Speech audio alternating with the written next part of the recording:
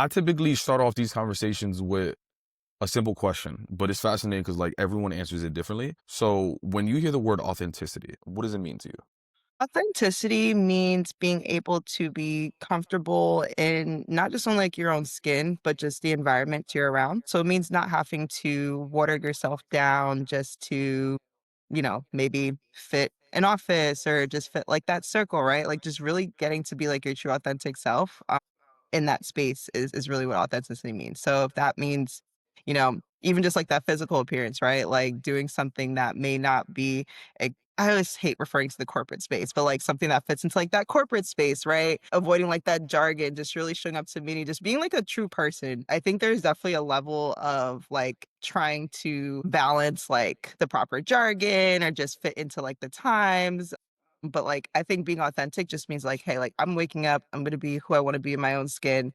This is what I got. Like Mariah Carey, she's like, I'm doing the best I can what I got. A picture next to authenticity or a clip in the dictionary, like it would really be Mariah Carey up there. Like that's how I'm starting my day. Same energy, all that. I'm fascinated by like growing up. So much of who you are growing up is often like not even who you want to be, but who your parents tell you you have to be or they expect you to be, right? So growing up, like, do you think you were allowed to be yourself? To be myself with some limitations. Okay. So I think that's the biggest thing.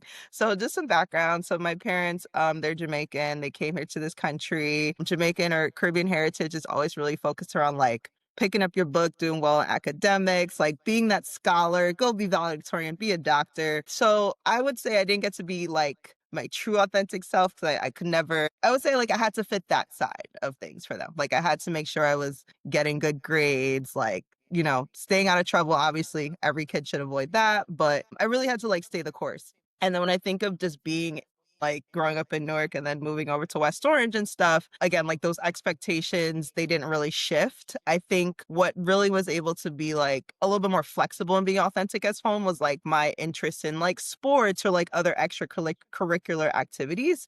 So like I always got a chance to explore things versus like my parents just like putting me into stuff. Like, you think of like a dad and like, I want my son to do this. I want them to play this sport. It's just like my parents are just like, you're doing good in school. Like you met our expectations. Now you can go do whatever you want to do. So that's kind of where I got to like tap in and like try new things. Like I was a theater kid. I was in like school, I was like class president, all stuff like that. So I used to do those type of things, like involved in yearbook and everything. So it was like a balance. And I think like that's a realistic balance though, which is really nice. And it kind of helped me shape who I am today because now I'm kind of the type of person where like I get to really explore my own interests because it was I had the opportunity back then versus them telling me like, oh, you're gonna be in dance or you're gonna be like a gymnastics kid. Like strict regimens I've seen with some of my friends. It's not fun for them. Even like when I think of like up to college, like they still have these expectations they have to meet as a college student, which could be really frustrating. So what were the limitations that you're like alluding to? Like what were some of the things that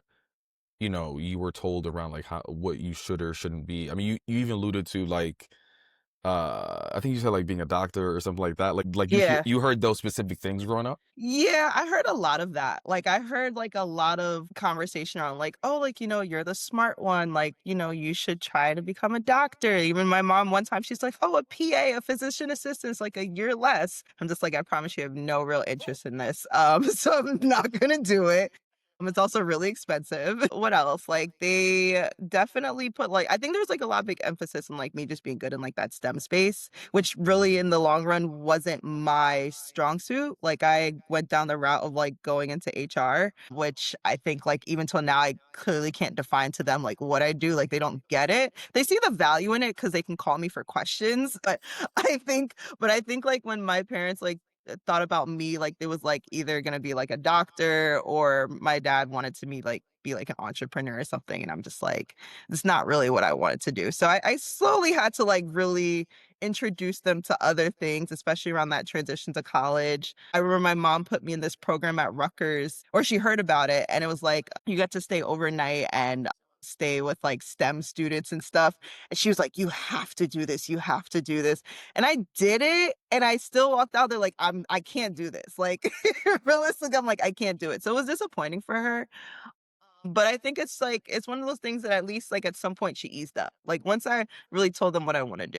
How do you know it was disappointing for her? Like, was that communicated or was it just assumed? And if it was and you knew it was gonna be disappointed, was that a difficult decision for you to explore a career path that is just more interesting for you? It's a good question. I remember her telling me that, like, she's like, "I took you there and I had you stay there. You're not gonna really do it." I was like, "No, like, I tried." I was like, "I tried to meet your expectations," but, I mean, at the end of the day, I think how I positioned it was like, I'm always going to be successful. I'm always gonna be very driven. Again, you guys already named me as a smart child, so, don't lose hope, right? It's just gonna be in a different space. And I think it's just more so like redefining what success or just something good could look like. Like I can use this example with my grandmother. So I always had like really long hair. And at one point during the pandemic, I remember I cut my hair. And yeah, it was a big deal. And I remember that's the same day my mother told me to go pick my grandmother up from church. I said, "Oh wow, okay." Mind you, that I also got my nose pierced on the same day. So I was just I don't know what I was doing You must have it sound like you had a breakup. You guys do what you do what happened? for the show. But, but I remember that. So, like, things were still kind of it was a weird time. So also I'm, like, thinking, like, "How did I get my nose pierced during a pandemic?" I remember I went into the church and, like, I had to get my grandmother, and we were walking outside. She's like, "Oh, you're gonna be bald-headed next?" I was like, "No." And she's like, "Oh, like, your hair is your beauty." And I was like, "No, mama." We call her grandmother mama. I was like, "No, mama, my brains is my beauty, right? Like, this is truly what's going to be the moneymaker to hold conversations. Like, there's so much to me besides my hair." And I think, like, Caribbean heritage, like, you're so rooted in, like, long hair is your beauty and this, that, whatever. So, it's just, like, really understanding, like, culture, having good conversation, and, like, being grounded in what you're comfortable in, right? Like, because at some point, they're gonna give up. So, yeah, that's where I am now, and I still keep my hair a little short, usually in braids, but I said it's a silk press summer. No, but So that I'm so glad that you even mentioned church and, like, going to church because that's big in Caribbean culture, and with the idea of church, because we go, let's just say, once a week, but some people go even more, like, you also go to church looking right. Like, there's a certain emphasis even be like, I think hair is more so, like, a larger theme around just, like, appearance, and it's just like, "Listen, even if we don't have much, we gonna look like we got something." You know what I mean? yes, So, yes. yeah, so that's real. And then, oh my god, then you get a nose ring. That's fascinating because that's they probably thought It's you was it's a lot. Yeah, like, my first tattoo, like, I got my first tattoo maybe, like, 2, 3 years ago. It's a really nice piece. It takes up my arm a little bit, and, even wait, when I wait, wait. did So that how young are you now?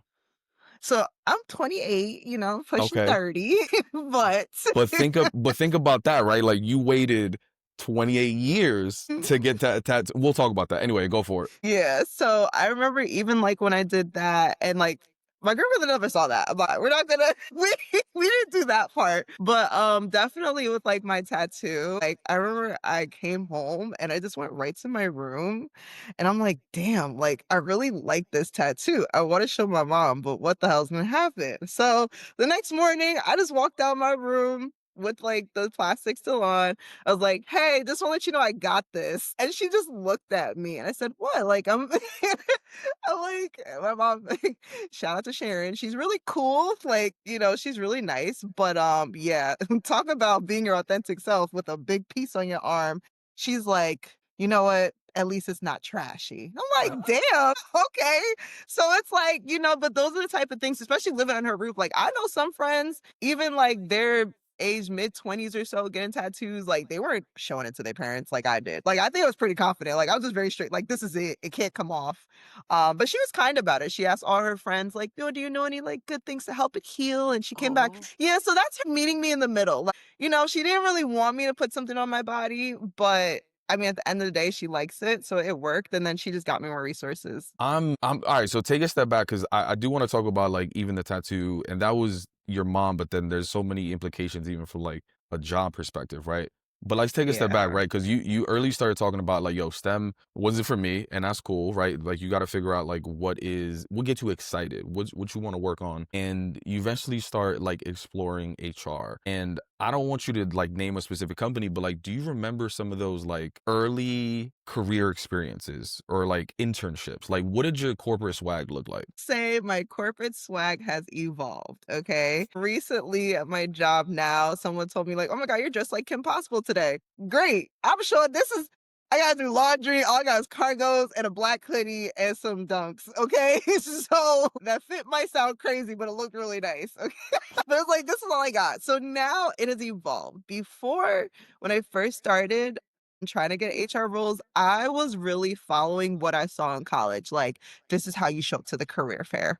This is what you need to look like. This is like the little stupid little heels and like all that stuff like that. I think I own like we think like those business professional outfits with the heels. I think I have one pair and they don't even fit me. I can't remember like, I've that and you know what I do?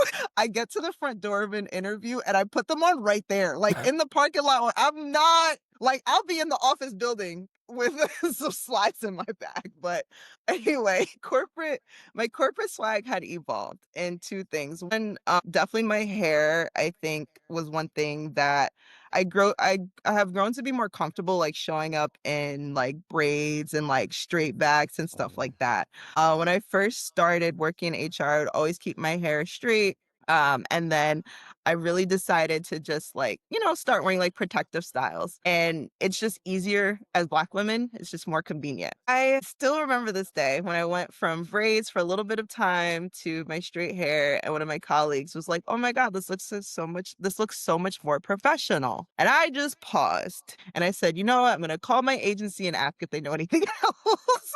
Because this was like it was crazy to me, especially from someone else, obviously not of the community, would say something like that to me about like my hair because it was always done. Like everyone knows, I get my hair done like once a month, once twice a month, whatever it is. So I looked good, and it was like really frustrating because I had never faced that. Like I never even thought of like, oh, putting this style in could really dictate how someone's gonna view me or take me serious.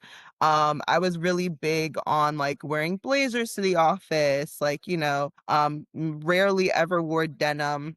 I remember actually when I worked at this one job who was they were a startup at the time and they were about to IPO. And, when companies IPO, a lot of eyes are on the people function, like recruiting, HR, stuff like that. And we had a conversation about like introducing smart casual, not even business casual. And I'll never forget What like the fuck is smart what casual? is smart casual, right? Let me tell you something. I put together a deck on what I thought it was. And I even said, I'm going to wear an outfit too to reflect this. I left that meeting in tears. They were like, "This is not okay. We need to think about like the washes of blue. We have investors coming into the office and this, that." Yes. The color of blue was a big thing. It was a really interesting company. They were like in a very niche space. Like it was just a weird culture. But even just like leaving that office in tears and like even being told like, "Hey, like what you're like if a investor or someone from like one of these apartments walk by and they might be like really turned off by like your outfit." Like I'm like, how? Like how? Right? Like I have the capability to go into LinkedIn and find someone at a VP level, right? And hold a conversation with them, make them enticed to join our organization. But you're telling me if they saw what I'm wearing, they might be like, "Oh, this place is not like the place for me." Or if like someone else investing their time in this organization and heard, "Oh, she filled that position, but she wore that to work." Like their brain is going to be like, "Ugh, like no." So I think like now I Wait. So I play by before we get into now, like I think it's important to think about that time though, right? Because if you're getting this feedback earlier in your career that is signaling towards who they're essentially telling you like, yo, who you are, how you dress, whatever is like, I'm not really feeling that, right? Like you have two choices there. You could be like, fuck y'all, I'm gonna keep doing me. Or what most people do is, well shit, I gotta pay the bills. I'm trying to move out. I yeah. wanna do this. You know what? In the meantime, let me take let me adjust a little bit to be more quote unquote palatable or quote unquote professional. And then when I get a certain title, I'll do what the fuck I want. Like, where was your mind at? And neither one is wrong, but it's interesting to think about that Yeah. process. Like, what did you think about? That's a good thing because I know, like you said, like I know where I am today. I'm just like, this is what I got. I look nice. Hey, I am a good person. I think back then, I think I took it and was like, I don't want to be here. Like I really felt like I don't want to be here, and I don't want to meet your expectations. Honestly, like I think like that's like the biggest thing, and yeah, fortunately, that's kinda I think and I think about my movement, I've been in HR since 2019, and I contracted a lot, and I'm actually really glad that I even got a chance to contract because I really was just like, "This is not the place for me to work." And 2 or 3 of those places where I was expected to show up in a certain spot in a certain way, um, which is really frustrating. Yeah, I think then I was like, for the couple times while or the days while I'm here, I'm gonna wear what you want me to wear. I'm gonna do what you want me to do. But in the back of my mind, I knew like I'm gonna get up out of here. This is not the culture that I want to be. Like I actually don't want to fit your culture because it's not realistic. It's not. But that's such a like where'd you get that confidence from? Like to me, Yeah. what I hear when you speak is like, I'll just get another job. Like y'all ain't special. I got another one. And not only that, but you seem like this optimist that believes that there is a place that will accept you for who you are. Most people don't think Yeah. like that. Most people Yeah. would think like, oh well, every job is gonna be like this. I might as well just put up with this bullshit. Yeah. No, I think it's just something that's been instilled in me. Maybe like how my family dynamic is really plays a part. So I'm the youngest of 5. There's a decent Dang. age gap. Yeah, right. But the age gap, they're older. Let me not call them old. You Like like, my yo, dad's like in case they 72. listen to this, let me not.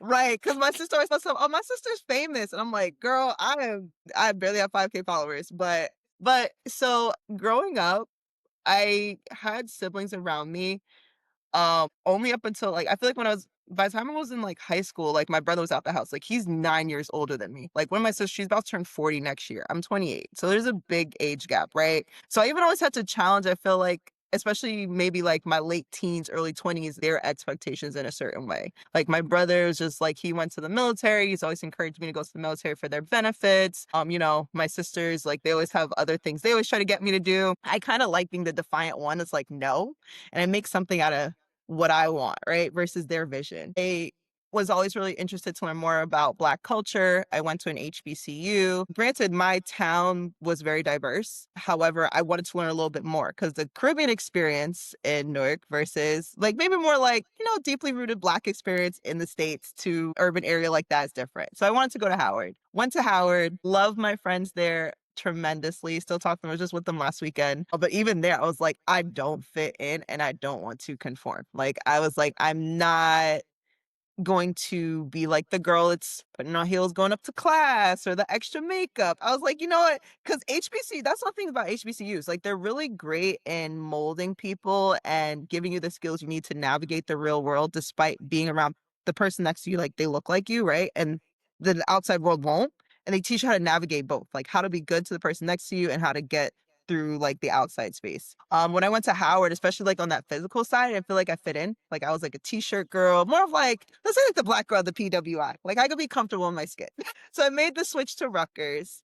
Um, in the hope of just really trying to get a good education versus like being in a space where I felt like it was a lot of social pressures to be part of like a culture that was like, it's just not me. Like it's really not. Like it's a lot of flexion, a lot of confidence. I don't know where my confidence come from, but it's like I said, like Mariah Carey, do the best I can with what I got. And I left Howard, but still with a great a great reputation and great connections with people. Like, they always tell me like, yeah, like I'm still an honorary Howard grad, HU 19. So even though, I'm a dropout, I didn't finish college. But and I think it's when I think about being authentic, I think if you're going to be just combative about like, oh, like this is just who I am and not really show what who I am can produce, then that's when it's like a different dialogue versus me. It's like, I may not have finished college, but I have a great career. Like, I may not have went to an HBCU, but I'm very well versed in, like, Black culture, and I'm a great support to, like, anyone coming out of an HBCU that maybe needs, like, a plug or something. Like, I try to do my best there. So it's just, like, think about, like, after the dialogue of, like, "I want you to do this," and I'm like, "No, I don't wanna do that. I'm gonna do this, and this is what you're gonna see come of it." Yeah. I'm also wondering, like, in being in HR, is there like there's already so many stereotypes around like HR. Does that provide like an extra level of pressure? Yeah, it does. I think it does. I think is a HR professional showing up to support stakeholders comes with very high expectations around your communication skills, your time management, project, being true consultative partners, as they always say. Sure. So I think we have a level of professionalism that we constantly have to maintain for the right reasons. But then I feel like that's such a loose term that it's just like your side of professionalism, like you on the other side of the Zoom call, how you may deem professional is maybe not how I may be deemed professional, but we can still get our jobs done, right? You could still get a good service. So I think like that's like the biggest challenge sometimes being in HR. But again, like I said, like when I go into the office now, like I've just been, pulling on my sneakers right now. Like maybe I'll put on some mules. The other day, actually, it's so funny. We had a summit and we were welcoming people into our office. And you know what I wore? I put on my denim jumpsuit and some leopard mules, some leopard slides. Not you looking like DMX out there. Hello? But guess what? At the end of the day, when I think of like talking to people that are interested in our company, and yes, I am in the HR function, I'm doing a disservice to myself and everyone else putting on a blazer. And it's nothing against it. Like, it's just not my vibe. But like, especially like me, like, I'm doing a disservice to anyone interested in our company. I think more than anything, you might be a little bit more interested because, oh, like that girl, she has on something totally different. And she's, in HR, like maybe I do want to work here, right? Like I think that's a good way to show other sides versus everyone just looks the same. Well, tell me about that because I think a lot of times we talk about maybe the negative or even the pushback that we get on like who we are, right? But oftentimes, if you do show up with some sneakers or a certain fit, people will literally be like, "Yo, oh shit, if she could do that, maybe I could do that," right? So, Yeah. tell me about some of those conversations that you may have had, maybe individual, maybe somebody pull you aside and be like, "Damn, I Yeah. didn't, I didn't know y'all could do that here." Right? It's just like, "Where did you get that?" I'm like, "Girl, I thrifted it." But I actually did speak to a young lady who was really nice that day too. Ironically enough, she's like, "Oh, I like your shoes." Like, "Thanks." She's like, "I like your whole outfit." She's like, "Is that how everyone comes into the office?" And I said, like, I actually always tell my people, like, dress for your day. Like, it really depends on who you're engaging with, like, what you wanna look like, right? Like, because sometimes your appearance can really define how serious someone will take you. However, right, that doesn't mean followed like those textbook pictures of what like business casual professional could look like, right? Like find like a happy medium, right? Like what's appropriate, nothing too graphic and stuff. And then she was also asking me like, oh, like, do you guys have you ever wore like a professional suit here or anything like that? I'm like, no, I honestly haven't, like since I've been here. And she's like, do you think like you ever will? It's like I probably won't. Like I don't think so. But that was, like, one of, like, the few conversations. It was light. She really was surprised, though, I think, especially also she was a Black woman too, so I think she was like, "Ooh, that's a good example." But that is such a great example. Like if you go back to like earlier in the conversation and I asked you like a simple question. I was like, why did you were talking about going to a career fair and you were like, yeah, like honestly, my early corporate swag was just because I was just looking around and I was like, oh, that's what they're doing. I fuck yeah, like let me Mhm. do the same thing. But we fail to realize how much we are representation as well. So people are looking around just as much as we're looking around, and now people are looking around at us. So we are also like the visual representation of what is acceptable or not. And if we don't show up as ourselves, then we will never shift what is acceptable or not. You know what I mean? Yeah. And I think you brought up such an interesting point around like, yes, how we dress or how we speak or whatever may at some point, no, not may, it's gonna impact how people perceive us, right? But is that our fault or their fault for like being biased enough to let something like that impact them? You know what I mean? That's a good point. If I was to think whose fault it is, And maybe fault is not the best Think word, but yeah, because it's like, who does it really fall on, right? Like, yes, who's defining who I am as a professional today? Is it me and, like is it, like, my rapport in the organization? I think that's, like, the biggest thing, and I think if you're a newcomer, you don't have anything besides what you're gonna show up as, right? Like, that first handshake, that first outfit, your first day. bro, That's how you're gaining respect. why is a handshake so important? That shit drives me crazy. Yo, some motherfucker the other day grabbed the shit up. Yo, he gripped my hand so fucking hard. I'm like, bro, what is happening? "Hey, Babel." I hate that shit. They're trying to see if you're a real New Yorker. I don't know. They're trying to see how firm it is, right? Bro, I hate that shit. I think like that's the thing. It's so frustrating though. Like it really is. Even like if someone's not an extrovert and they're not very smiley or they're just not, maybe a little bit shy, they can't hold eye contact initially. Like that doesn't mean they're not going to be good. It just means that's just how they are socially, right? I work with a lot of like analysts and people in that space trending and the trends is like they don't have the best social skills. So just because like they're behind data and everything. And I always say like you can't really judge them like when they're not as excited in the conversation because they spend a lot of their time just coding and doing X, Y, and Z, right? But if you find something of their interest, then their eyes light up, right? Like if you talk to them about like AI or like machine learning or something like that, there's a whole different vibe. So I don't know. I think it's society. I really think it's that because I think like we're in a very interesting time where our generation, well, you can be included even though you're a little older. Okay.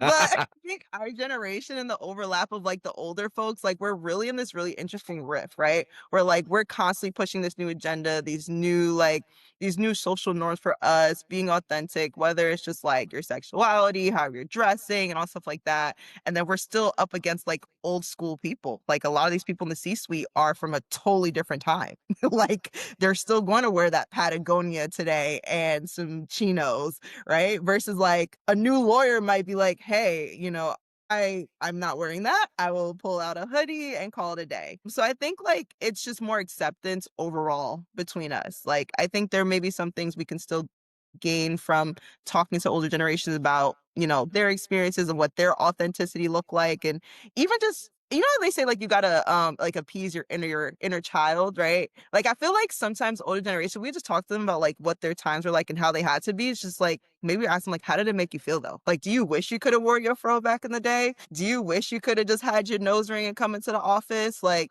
those type of things. I think if we address it and maybe like take care of their feelings a little bit more, then they'll be more Mhm. open to like that, right? They'll find that parallel. Cause it's Yeah. not like things are not as like rigid as they seem. I think especially with professionalism. I hear you all the time. You're like, fuck this shit. Yo, I was on a call yesterday. It was like an internal call at Gusto. They were talking about like AI, and it was me and the CTO essentially like having a call. And then somebody asked us like, "What's one thing you wish you could do with AI like right now? What's something you wish you could do?" And I was like, I know what I really want to say, but like, should I say this? I'm like, with the CTO, I'm like, what the fuck? And I was like, listen, y'all, I'm single. I be in the fucking streets. So I wish that AI could just go into my brain, pull notes from my date, and plan a year's worth of dates. I was like, word for word, I was like, listen, y'all, your boy is out here trying to find Bay.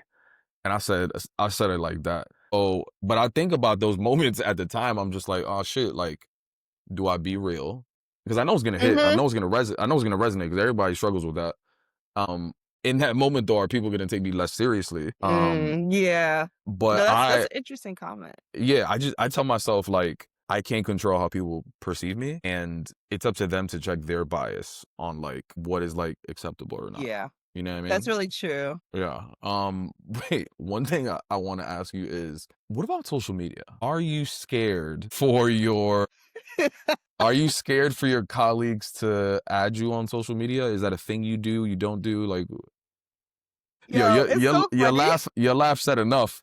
That laugh So, said a I thousand words. mean, my God, I'm sweating, right? Because you follow me. So, I'm not gonna say anything.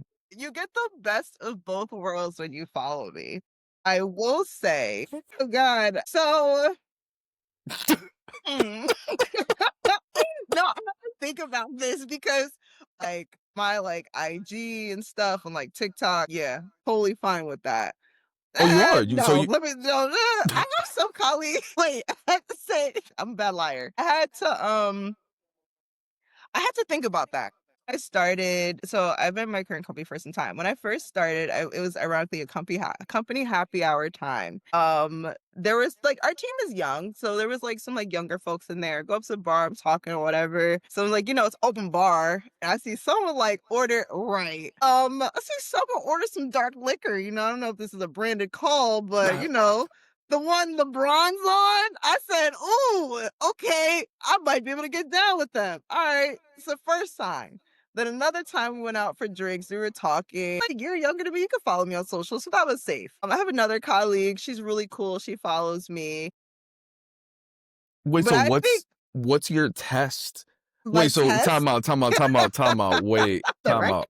Time out. Your test is if they get Hennessy or not? That's crazy. Well, that That's was one cra that was one thing. Like, what you drinking? Yo, do Drink not of make us. me don't make me name this episode the Henny test. But no, so that was that. And then we started talking. I was like, I was okay with it. For the most part, I would say like most of my organization, no. I be Mm. on vacation. I have a good time. I be out on the weekend. I'm always on some kind of side mission. Even I use like profanity and everything. I'm just like, I don't know how that would change their perception of me. Granted, like I'm off the clock. Like I do my due diligence to be the best person I can, 40 hours a week plus some. And yeah, so it's definitely not something I would like.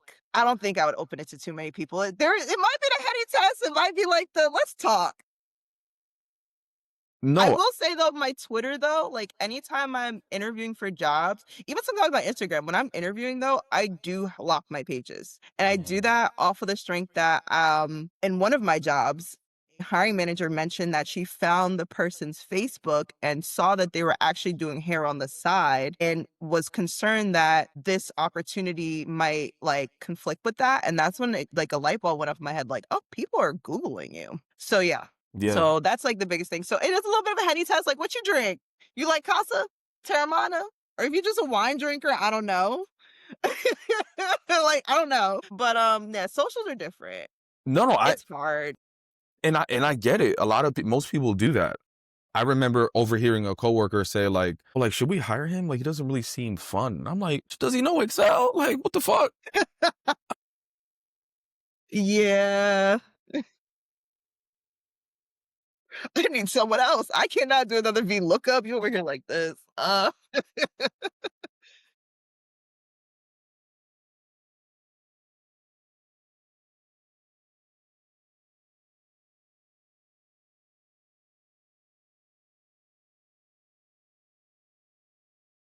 Around social media. Like it is a tricky thing because you never know again how someone is going to perceive you. Like, tell me about the story. Like, what stories do you tell yourself about the social media if someone were to see it? Like, what are the Ooh. situations that you think come from it? Like, does your mind go to like, I'm gonna get fired, or just no one's gonna take me seriously? Like, where does your mind go? I think it's more so no one's gonna take me seriously because Mhm. I'm not a teacher, and I even feel like that's teachers come under so much scrutiny for their social media, and I think that really sucks. I understand a little bit point of view because, like, the child's learning is beyond the classroom, and that's the person they're looking up to throughout the week. For me, I feel like they would just take me a little less serious, honestly, or I don't know if they just like judge me a lot because it's like I go on vacation, I'm out on boats, I'm doing this, using my muscles, drinking, whatever it is. And I don't want them to be like, yeah, like she's not maybe she's not like fit for this job because of like her extra lifestyle. And I'm just like, no, like this is how I like to have fun. Like I'm 28. Like sometimes like, what do you expect me to do? Right. Like I'm 28. I live in Jersey. I'm gonna have a good time. Like I don't know what else you expect me to do outside of work. Like do you and then also I think the other thing too, the one caveat I will say though is that introducing people to my social media has made us have more conversations. Like we can really break Mm. the barrier around things.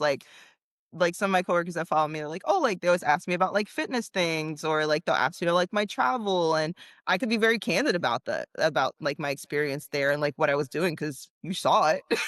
So I'm like, yeah, like go to this beach bar, do this, that, whatever. So it does have some benefits when you let yourself be more vulnerable, but there's a lot of things going on in my head. Like I really gotta size you up. And It sounds weird, but I feel more comfortable doing this with someone of, the Black community. Like, I feel way better doing that than maybe someone else.